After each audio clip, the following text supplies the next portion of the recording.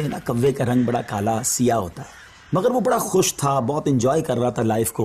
तरह तरह के खाने खाता और रात होती तो किसी भी खुशबूदार दरख्त पर जाकर रात बसर करता, एंजॉय कर रहा था अपनी लाइफ को। अचानक उसकी नज़र एक सफ़ेद कबूतर पर पड़ी। वो सोचने लगा कि मैं काला और ये सफ़ेद, ये कितना खूबसूरत है, कितना अच्छा लग रहा है, मुझसे ज़्यादा खुश तो ये होगा। अब इसी ख्याल में वो परेशान रहने लगा और उसे रात को नींद भी ना आए। एक दिन वो कबूतर के पास पहुंचा और कहा कि तुम कितने खुश नसीब हो, तुम्हारा रंग सफ़ेद है और मैं तो काला हूँ, तुमसे ज़्यादा खुश तो कोई नहीं होगा। कबूतर ने कहा पहले मैं भी यही समझता था, लेकिन जब मैंने तोते को देखा तो मैं हैरान हो गया कि तोते के तो दो रंग हैं, मेरे पास तो एक ही रंग था। तो तोता ज़्यादा खुश नसीब है, वो ज़्यादा खुश है, वो ज़्यादा लाइफ को एंजॉय कर रहा है।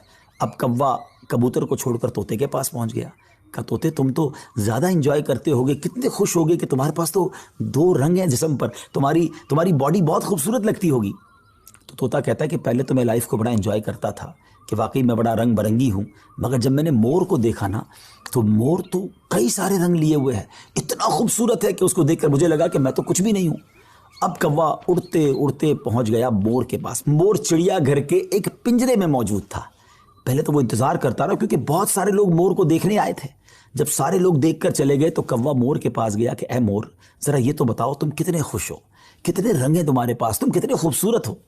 मोर कहता है पहले तो मैं यही समझता था कि हाँ मैं बहुत खूबसूरत हूँ, मगर फिर मैंने गौर किया कि इसी खूबसूरती की वजह से तो चिड़ियाघर में मैं कैद हो गया हूँ। रोज़ाना हज़ारों लोग मुझे देखने आते हैं मगर मैं आज़ाद नहीं हूँ। और फिर मैंने बड़ा गौर किया कि वो कौन सा परिंदा है जो चिड़ियाघर में कैद नहीं है। तो मुझे समझ आई कि कौवा ही एक परिंदा ऐसा है जो चिड़ियाघर में कैद नहीं होता, उसको कोई कैद नहीं करता। नाजरीन, कौवे ने जब ये सुना तो उसे एहसास हुआ कि मैं भी अपनी जगह पर वाकई खुश नसीब हूँ। अब यहाँ बज़ाहिर तो ये एक फ़र्ज़ी वाक़या है, लेकिन अगर इसको हम अपनी ज़िंदगियों पर इम्प्लीमेंट करें, अपने बारे में सोचें, हमारे पास बहुत कुछ है, लेकिन जब किसी को हमसे ज़्यादा वाले को हम देखते हैं ना तो हमें अपनी चीज़ें कमतर नज़र आने लगती हैं। अपना घर छोटा लगने लगता है, अपनी मोटरसाइकिल, अपनी गाड़ी, अपनी साइकिल वो हमें बड़ी कमतर लगती है जब किसी की बड़ी गाड़ी देखते हैं, किसी का बड़ा घर देखते हैं, किसी की लाइफ स्टाइल को देखते हैं। जो है उस पर एंजॉय नहीं करते, बल्कि उस पर शिकवा करते हैं, नाशुक्री करते हैं। इस तरह ज़िंदगी नहीं गुजरेगी। अगर आप हमेशा अपने से आगे वालों को देखते रहेंगे तो आप परेशान ही रहेंगे। अगर आपने मवाजना करना ही है, कंपैरिजन करना ही है, तो अपने से कमतर लोगों को देखें ना।